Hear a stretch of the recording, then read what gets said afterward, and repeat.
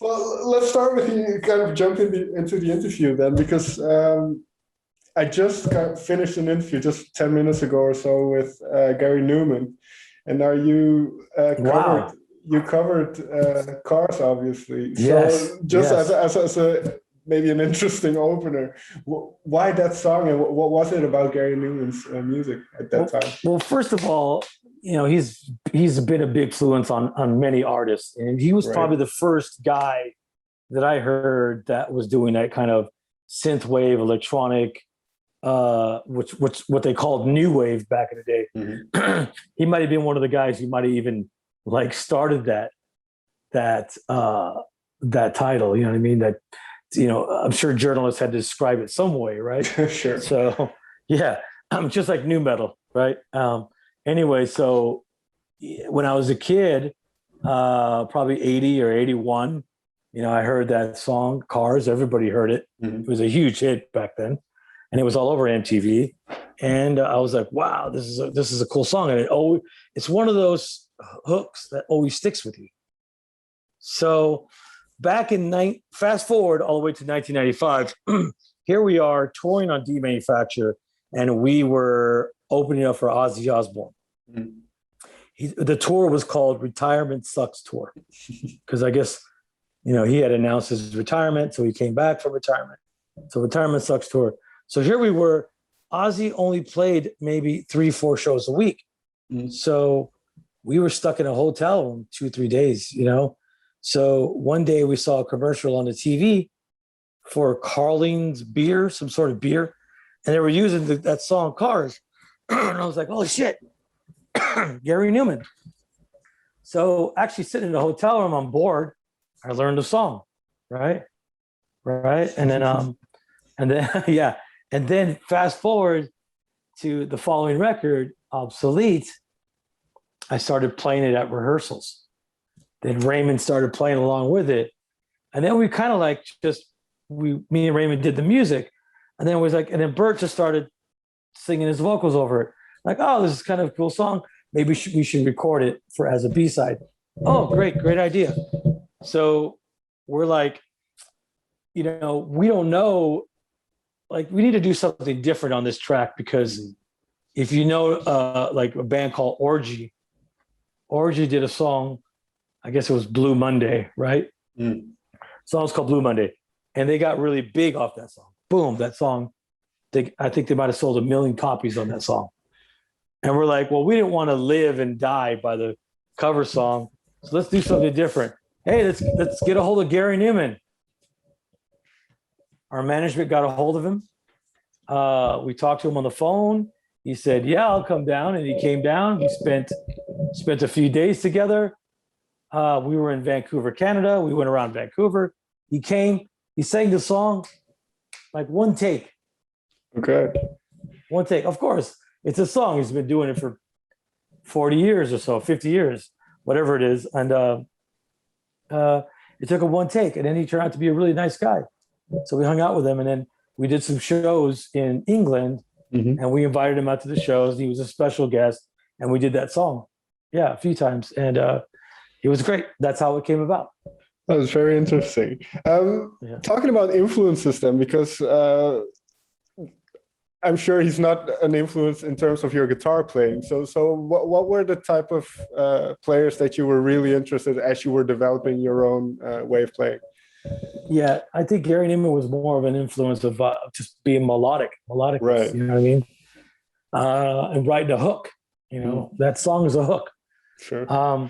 But yeah, no, he definitely was an influence on my guitar playing, so to speak. But guys, when I was a kid, everything from AC/DC to Van Halen, Def Leppard, Iron Maiden, Judas Priest, Black Sabbath, of course, right? Those are the forefathers. But then the new wave, not the new wave, but the new school of bands came about. Metallica, Slayer, Exodus, Death Angel, all the thrash stuff came. Slayer, speed metal, Possessed, all that stuff was like, oh my God. Like the minute I got into that, the minute I started learning those riffs and stuff like that, everybody had something different about them. And I believe that my style is probably a combination of all of them. Right. Going all the way back to rock and roll to speed, death metal, grindcore. No, I don't And know the industrial. exact. Oh, sorry, I don't know the exact timelines, but you are from LA, so were you around for that Bay Area explosion of thrash metal at the Oh, time? hell yeah. Hell yeah. What Oh, was yeah. kind of the vibe in the air? So I mean, for somebody who wasn't there, well, can you describe? Well, there was actually three big scenes going on here. The punk was still very big, right? Glam metal was huge. And right underneath that was speed, thrash, death, all that stuff was there. So I got to experience all of it. For the girls, I would go to the glam shows, right? For the music, I would go to the speed, death, thrash shows, right? And it was just an amazing time because it was like I was in LA in 1984 is when I started going to shows, experiencing things, and I got to meet a lot of the musicians back then. The guys in Testament, guys in Slayer, Dave Mustaine, Megadeth, Agent Steel. I got to meet a lot of the bands back then, and I was just really happy to be a part of that scene. But there was so many shows going on, and one of the cool things about it was like at a show you can watch like 5 or 6 of your favorite bands at one show. Like you would have like Dark Angel, Death Angel, Possessed, Exodus, and then maybe like COC, right, or DRI. All the time, big combinations, of all these bands playing together. I mean, you've probably seen those flyers. You were like, whoa, Hyrax, and all these bands playing. It's like that's how it was, man. It was so exciting. It was a scene. It was killer, and I loved it. And going from kind of that atmosphere, you're still young. You're kind of starting to figure out your own musicality and all that stuff, and then into kind of being a touring band and having success and stuff. Was that a strange transition in a way from kind of that naivety of youth to it being somewhat serious and a business almost? Well, every band that I always say, every band, the minute you make your first dollar, it's a business. You know what I mean? Some people kind of forget that, but that's what, or some people don't know that yet. But once you make your first, when it becomes a business, then it becomes serious, right? So, no, it wasn't a big transition for me because I just, in my mind, I was already there. In my mind, I was already like dreaming that, and I was determined to make that dream come true.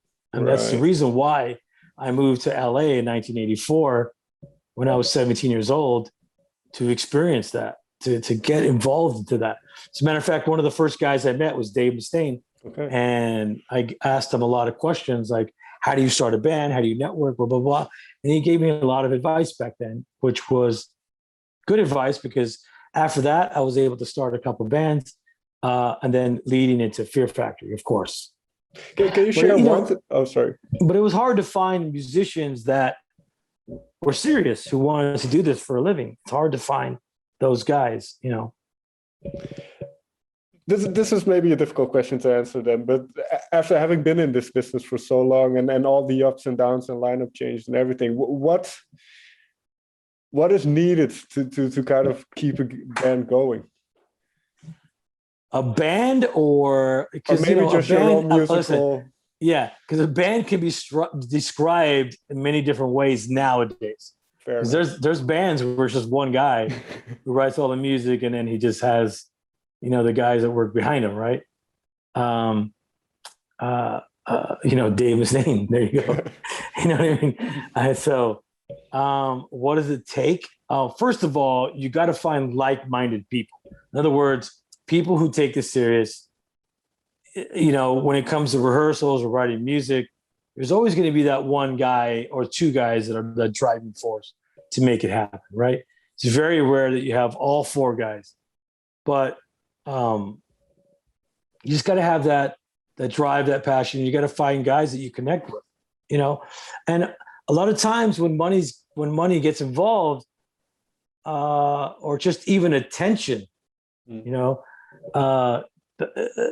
guys, there's jealousy, there's money issues, one guy gets mad at the other guy because he's doing more work than this guy, but he's getting paid the same amount of money. So a lot of people, there's a lot of things that go on in a band. It's very difficult to keep the same lineup. Obviously, guys change. Friendships are not forever. Sure. They can be, but there's no guarantee. So I think the main thing is just, the same reason why you get married to this one girl and you're with her for a long time. Hopefully that'll last in a band, but it's very difficult. I don't even know what to tell you on how to survive in a band. As a band, as a 4-piece, or even the core guys in the band, it's difficult. Well, let me ask it slightly differently then, because you mentioned that when you moved to LA, you had this vision of kind of this becoming this musician. So what was this vision? And throughout the ups and downs, what is the thing that kept the drive going? The thing that kept the drive going, honestly, is just, first of all, the love of what you do. Second of all, putting a smile on people's faces, people who love your music and love what you do, just making them happy, seeing that they are happy, that they relate to the lyrics. They want to pick up guitar. They want to pick up some drumsticks and play drums. The influence that you can leave on other people. I mean, we hear a lot of stuff, that people go through dark times, or people go through depression, people go through the death or a loss. People go feeling of suicide, and to know that your music could influence you to somebody into more to overcome that stuff is success to me. Or somebody who just wants to write or is influenced by you and want to expand on their vision of what they want to do, but you were the core reason why they started it. That to me is like the reason what drives me. Right. It's not necessarily money. Sure, we all need to make money, right? But it doesn't start with money. It starts with the passion, talking to you, you know what I mean? To getting the message out to everybody else who wants to hear what I got to say, or the concept behind the record. All that stuff is exciting to me still, even 30 years later from Fear Factory. On a musical level then, after so many years of thinking of riffs and kind of creating these musical landscapes, is it difficult to still surprise you, or to not repeat yourself? I think, repeating myself, or, I'm not going to lie. I definitely am influenced by my past records, right? Okay. Whenever I get stuck on something, but I know I've done it before, it's usually arrangements, right? Usually arrangements, not necessarily a riff. Because when I write a riff, I try to not copy what I've done before, right? But usually arrangements, if I get stuck on something, I can go back to records like Obsolete, Demanufacture, or even current stuff like Genexus, the record I did in the past. So if I get stuck on something, I can go back, okay, because sometimes music is mathematical. It's 4 bars here, 8 bars here, 16 bars there, 32 bars here. It's all mathematical, and sometimes you get stuck in math. So you got to go back and think, okay, I put these two together. This combination, blah blah blah. This times this, boom. Okay, it helps me, right? But go ahead. Oh no, I was just thinking, because sonically, then, what role does a producer play for you? Does that help in keeping things fresh, or do you figure out different ways of keeping things fresh? Producer definitely could help, because you have that other person who has a different perspective on your music. Right. You know what I mean? Maybe they hear something that you don't hear, and that I love. Like the producers, when it comes to guitar tone, or just even setting up the microphones, things like that, I learn stuff all the time, from those producers. A different perspective on your guitar tone, like I'm saying, or sometimes a different perspective on an arrangement, or even a sound. You know what I mean? That to me is to collaborate with somebody else is definitely one of the benefits of working with a producer or just even another musician. If we move then to the new album, then what was the mindset going in? Because it was a troublesome road. I'm not wrong in saying that, right? Definitely a troublesome road. Definitely a lot of sacrifices to make sure that this record comes out and to what finish was the it. starting point in that sense? Which part? Well, just the beginning of the record? yeah, or? just the last album. Well, around 2016, 2017, late 2016, early 2017, we went in to make. I started writing the record, started getting it prepared, all the music, blah blah blah. Completed the music. Burton started to do demo vocals, and then we went on to production. We used different guys for the production and stuff like that. And we completed a record in 2017, but because of due to, the trademark issues and the lawsuits, that we were not able to move forward as Fear Factory. It was in limbo. So the record sat there for a good 4.5 years, right? Right. So fast forward to 2020, July 2020, when the outcome of the court case allowed me to regain ownership of the full trademark. I decided to go back, look at the record, and realize that it needed some improvements. And one of the improvements was putting live drums on the record. Now, so we had our drummer, Mike Keller, who's been in the band for the past 9.5 years, went in and recorded live drums. Why he didn't do it the first time is because Burton wanted drum programming. And unfortunately, I was in a situation where I couldn't really change that decision. But I realized that during the Industrial days, the Industrialist, the album, a lot of people didn't like the fact that we used a drum program. So we got a lot of backlash. That's a record that came out in 2012. Right. So I didn't want to repeat it again. So I said, in 2020, when I regained the ownership of the name, I was able to go back and make some improvements, of course, with the permission with the record company. Because when you make a record and you sign a record contract, a lot of people don't realize that they own the master recordings. Sure. So if you wanted to change, as an artist, if you wanted to change anything on the record, you have to get permission from the record company, right? So I was allowed to get permission from the record company to make changes.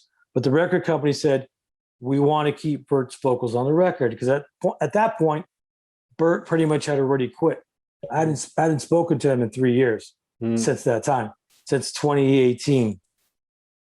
So by the time 2020 came around, he wasn't around to make any decisions or nothing like that stuff. So me and the record company decided that we needed to make some improvements.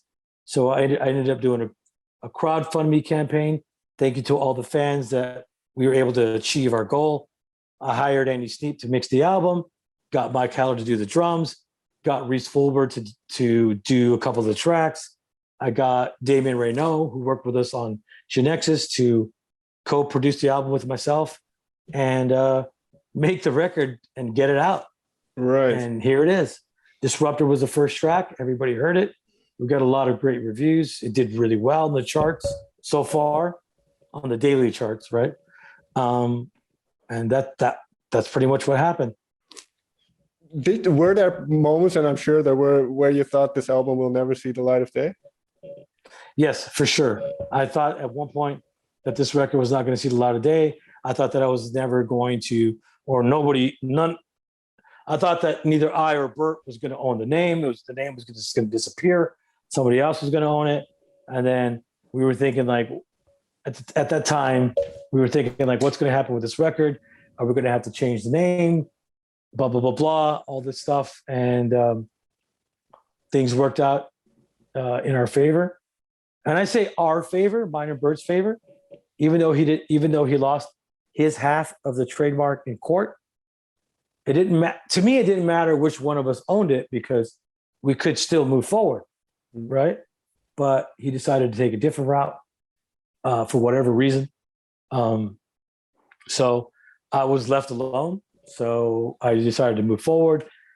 Unfortunately, during the crowdfunding campaign, Bert did talk a lot of negative stuff about the crowdfunding campaign, which I thought was going to hurt it, but it didn't. A lot of fans still came through. We had to explain over and over and over and over again what the money was going to be used for. People don't realize also when you do a crowdfunding campaign, when you do a GoFundMe campaign, when you sign up for that, when you sign up to do that, you also have to prove to GoFundMe that this is the reason why you're doing it, right? Right. You can't just pull a scam, right? It doesn't work that way. Even though Bert had called it a scam, you can't just call it a scam. As a matter of fact, somebody actually called into GoFundMe to report that it was a scam. Okay. Yeah. GoFundMe notified us that somebody had reported that, but they were saying you've shown us no proof that it's a scam. So we were able to move forward, and boom, we got the finances that we needed to do thanks to the fans, and boom, you got the record now.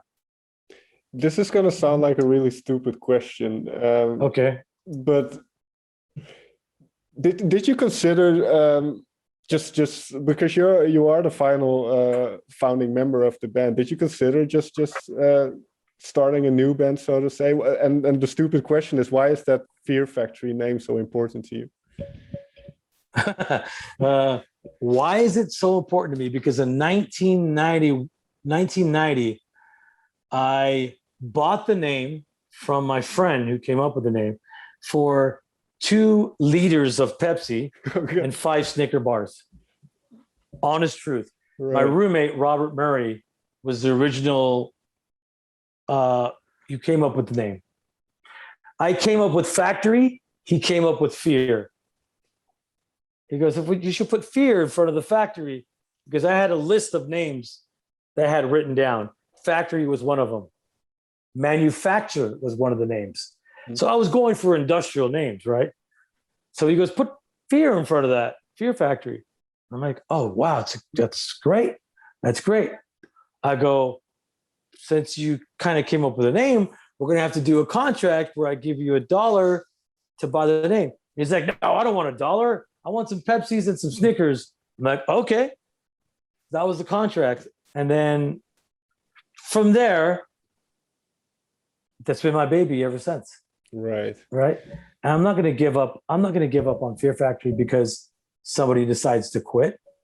It's like saying, hey, you better give up your job because your buddy quit. Like, what do you mean? I need my job. I got to work because this is what I love. So to me, it's like, just because somebody decides to quit doesn't mean that I can't continue where I started way back with the Pepsis and the Snickers. So it doesn't mean that I can't do that. Sure, there's a lot of people that say, oh, give it up. It's over. Bert's gone. It's over. Blah, blah, blah, blah. And that to me drives me as well to continue and to prove those people wrong, because I continually like to prove them wrong. And that's exactly one of the reasons why I'm still here. And, if I would have gave up, this record would have never came out. And people would have never got this last record. And as you said, and from what I've seen, the reaction has been great so far to the new song and kind of the anticipation for the record. Well, you heard the record already. I haven't. Oh, you haven't? I have only heard that one song, Disruptor. They didn't give you the album? No, I went through my email this afternoon. First of all, let me describe it. It's a classic Fear Factory. It's definitely very aggressive, right? That's the reason why we call it. It's a pissed off record. It's very pissed off. That's the reason why it throws Aggression Continuum, and it's also has a double meaning. It also describes the record, but it also describes the future. So Continuum is obviously a returning cycle, right? So something that's continuing. So that's kind of like a play on me continuing the band with the similar aggressive style, right? Now, you've probably seen the album cover, correct? Sure, yes. Yeah, it has an automaton that's kind of like with his legs open. It's supposed to be in the shape of an X, and the X resembles as a Roman numeral 10. So this is our 10th studio record. Mhm. So those two things are all connected. Have these songs changed for you over the past 4 years as a kind of Yes, they've gotten better. Mm. With the improvements, they've gotten better. I believe that we accentuated certain highlights from the record and we've expanded on them and made them even better to give it to come across with a better feeling. And one of the main things is the drums, the live drums. Definitely gave it a better feel, a better groove, on certain parts. And just, adding the extra drum fills definitely made for an improvement. And I was able to go back and readjust some of my guitars, play some extra parts and blah, blah, blah. So we definitely did add some elements to it that were lacking. We were able to accentuate some of Bert's vocals even more. You know what I mean? Maybe give it a little bit more distorted to make it more aggressive, things like that.